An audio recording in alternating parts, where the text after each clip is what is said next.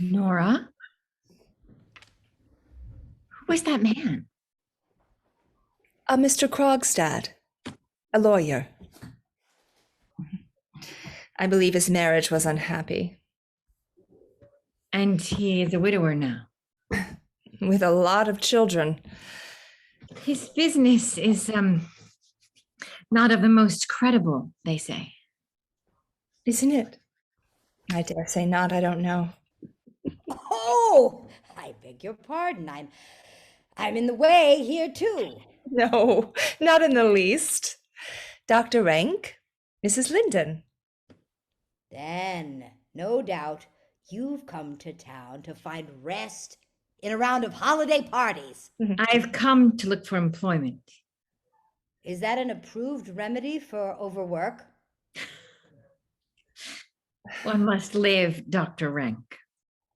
Oh, yes. Come, Dr. Rank, you want to live? Oh, to be sure I do. However wretched I may feel. A fellow named Krogstad.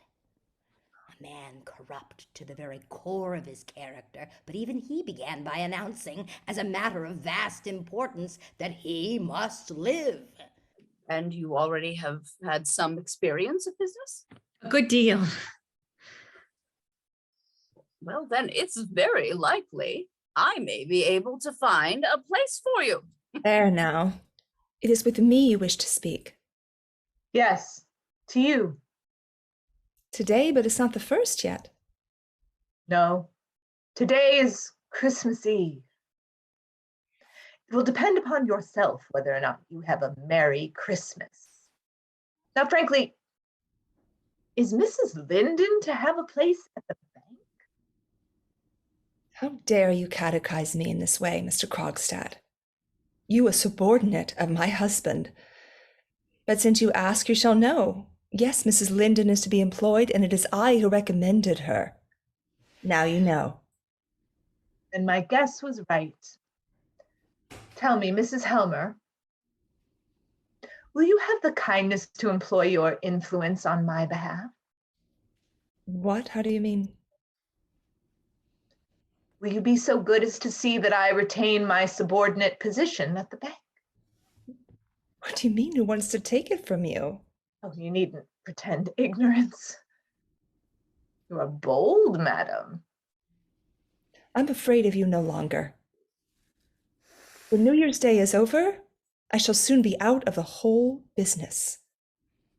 Listen, Mrs. Helmer, I shall fight as though for my life to keep my little place in the bank. Yes, so it seems. It is not only for the salary. I got into some trouble. I think I've heard something of the sort. The matter never came to court. But from then on, all paths were barred to me. And so I took up the business you know about. I don't think I've been one of the worst. And I had to try my hand at something, but now I've got to get clear of it all. Now your husband wants to kick me off the ladder, back into the mire. But, Mr. Krogstad, I haven't the power to help you. You have not the will, but I can compel you. You wouldn't tell my husband that I owe you money.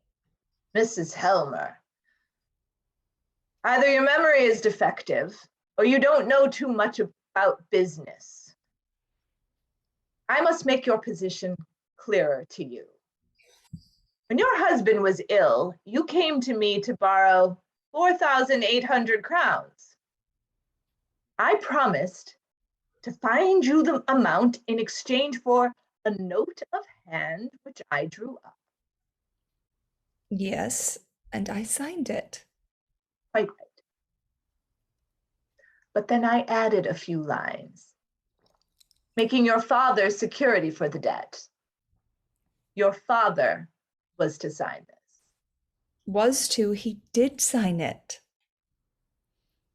I had left the date blank. That is to say, your father was himself to date his signature. You were in great trouble at the time, Mrs. Helmer. I was indeed. Your father was quite ill, I believe. He was on his deathbed.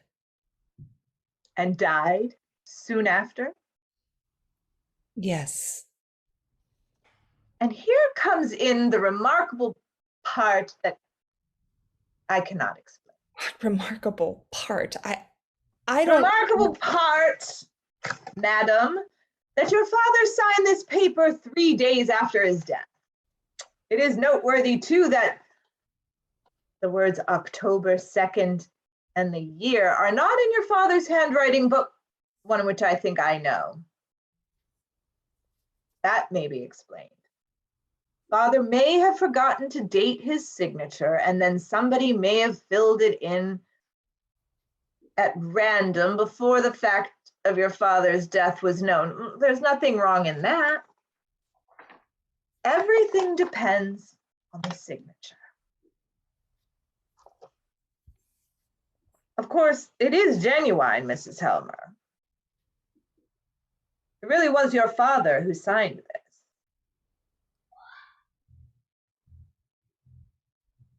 No, it was not. I wrote Father's name. Mrs. Helmer, you evidently don't realize what it is you have been guilty of. But I can assure you, there's nothing more and nothing worse that made me an outcast from society.